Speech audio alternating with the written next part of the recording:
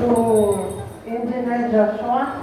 Thank you for making my life simple and beautiful because you've given me the introduction, which is a complete package. Thank you, Engineer. Ladies and gentlemen, I am so blessed to be with you this afternoon and to have the chance to introduce our guest speaker. We are so lucky that he really find ways to be with us today despite of his hectic schedule. I know some of you are familiar with him. He graduated here at Balacanas Elementary School in the year 2012. He is actually an alumna here in Tambubong Balacanas National High School.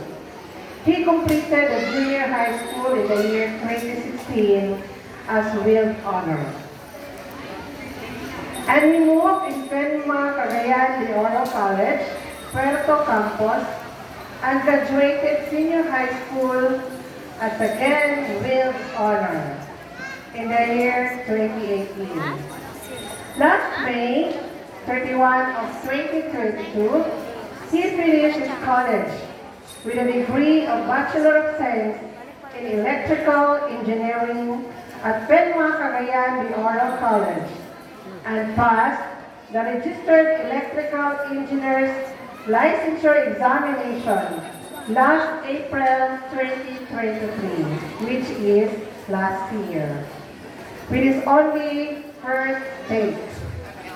He is now currently working at Vaseline Emertech Company as a testing and commissioning engineer until the end of this month because he is newly hired at Nippon Sanso in Gasco, Philippines as a acute facility engineer.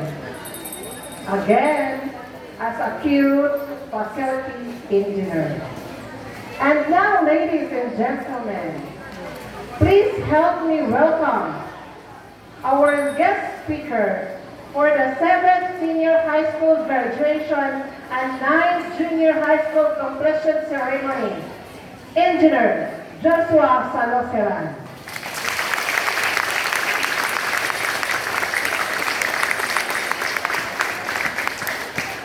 Muning anak ni Boy Tudlo, guys.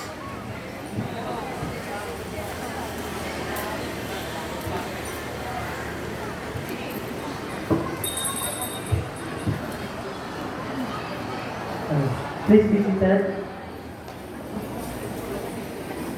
To our school principal, Mr. Badilla, thank you so much for that kind introduction, ma'am. Ilang ginugit, ma'am, ma'am. To our school division superintendent, Dr. Edelberto L. Apolinaria, P25, represented by our executive confirming officer, Dr.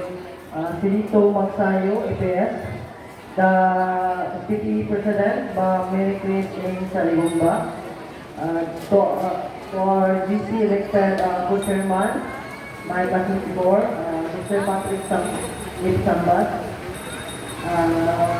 to the barangay captain of the Bubong, Honorable Regine Ilio, and also the barangay captain of Balacadas, Honorable Captain B. Pagane, faculty and staff, to my teachers before, to Sir Reginald Ranas, to Ma'am Vilma Tibios, Sir Absas, and to my advisor, Sir Edison Dagasuhan, to the supportive parents, ladies and gentlemen, mayong hapon kami yung tanan. Mahinay, pagtubag, may pagtutong naman. May hapon! Very good. It is my honor to be invited to speak here today.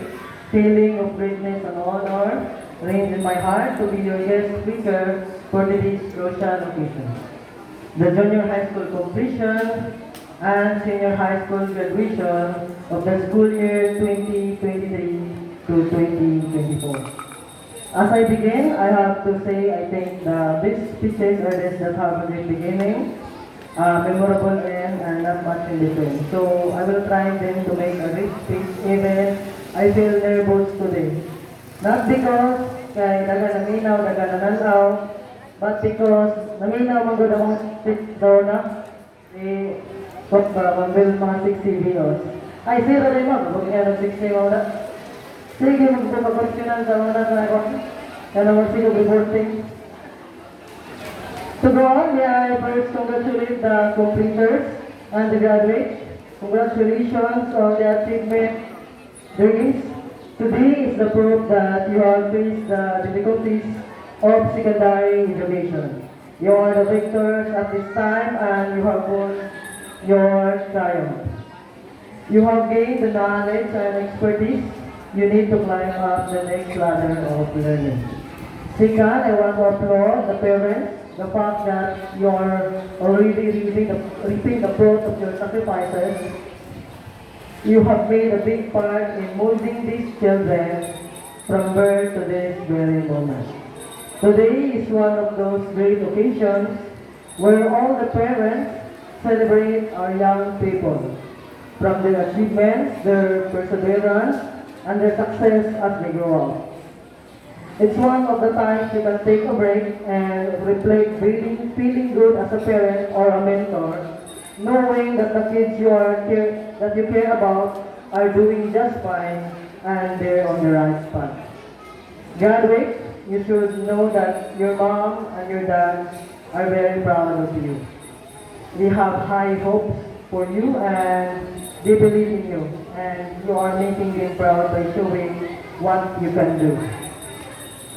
Take a look at them now and you can see them smiling and clapping for good so they can record this moment forever. Today is an important day for you and for them. Today we are very, very proud of you. Pagpakita din yung mga parents.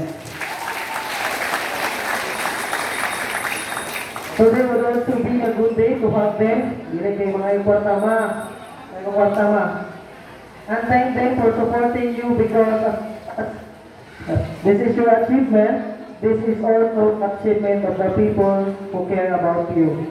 That means your mom, your dad, your stepmom, stepdad, your grandparents, your brothers and sisters, and all other people who care about you.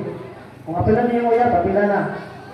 We want you to be your best and to live up to your potential. The next one, I would like to congratulate our course, the teachers. You have effectively carried out a huge role in leading these students to what they are today. Your undying love, support, and commitment to educating these students have made good changes in their lives. We can say that because of you, we are a happier person today.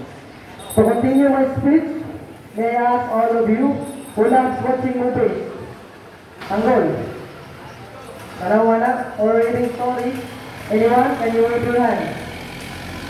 Why ka pa nakagsalita nila? Why ka pataas nila? Why ka pa nakagsalita? Mga paminaw. Okay, thank you sa nabata. Nauna na. Now I want to share with you some story 24 years ago about a cutie boy named Kiyoy. Kiyoy is born and raised from a poor family where in their house has no electricity and no water supply. Only kanang gas lamp o kanang katawag lang ang puso. No? Walay magaling ng tubig. Kiyoy and his parents are only planting vegetables and deliver and sell it in Siligao City, primarily in Congo, to supply and support their family needs. Kiyoy is very active and hardworking boy. He graduated in elementary school year 2011-2012 and put his ambitions in the graduation yearbook. So kasagaran mag-graduate, pinabutan ng mga unsay mo ambition natin nagbutan sa graduation yearbook. So nabutan dito, when I grow up, I want to become an engineer. So since elementary, Kiyoy knew already and it is clear to him his goal in life that he wanted to become an engineer. So, mga bata ko sa inyo, klaro na ba inyong mga panganday sa kinabuhi?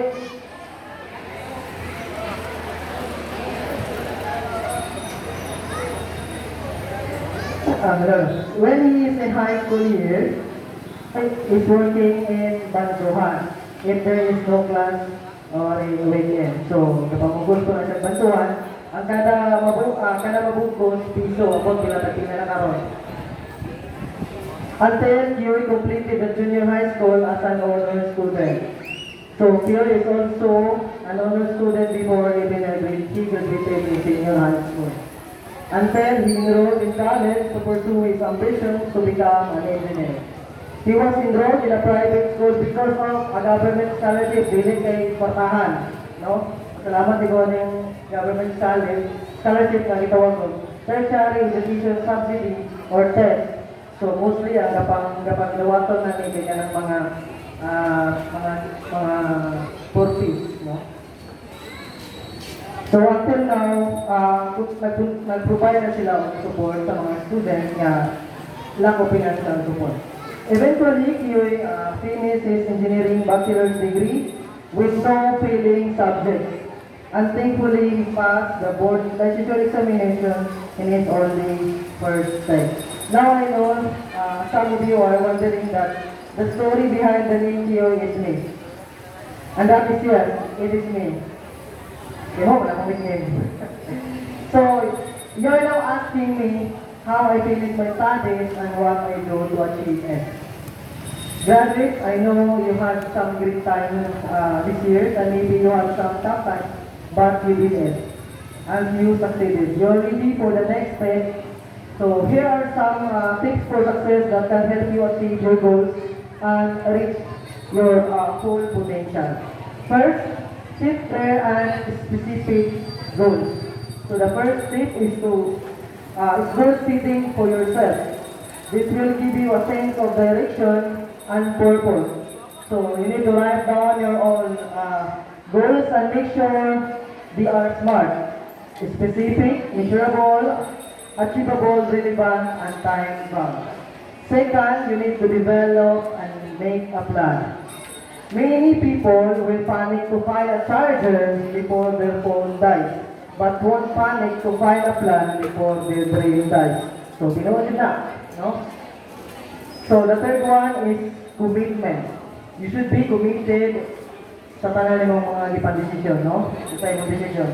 Most people fail not because of lack of desire, but lack of commitment. So, lastly, take action. Kung wala kayo gibuhat, dili kayo malamang no? According to Pablo Picasso, action is the foundational key to all success. But remember, ayaw kalimti guys, nga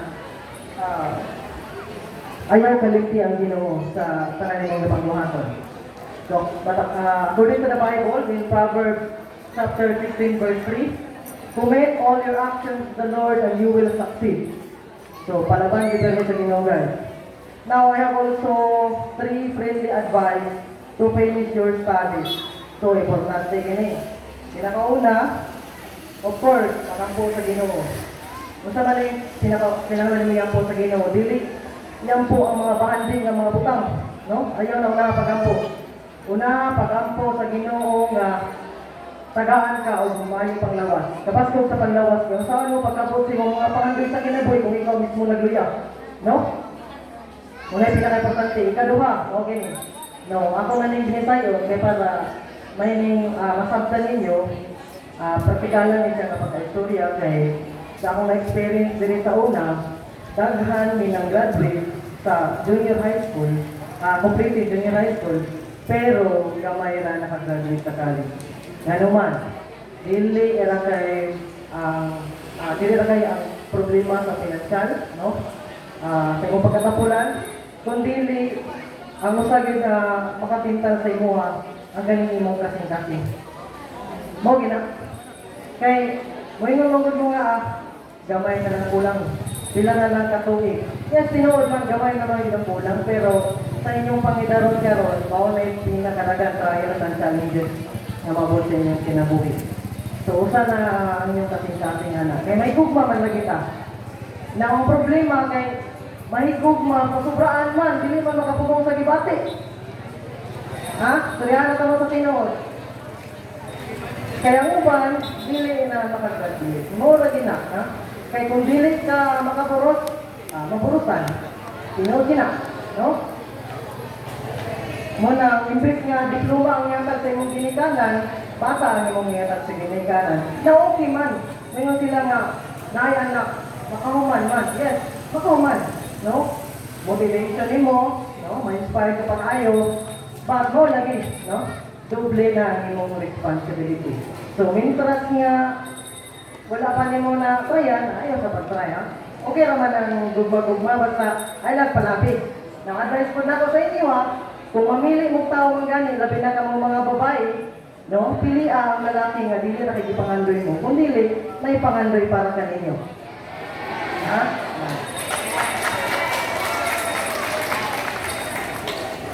Ikatulo, I ask you to take this chance to dedicate yourself to making the next year even better. So, kung pinapulan ka, ay na pag pinapulan sunod. No?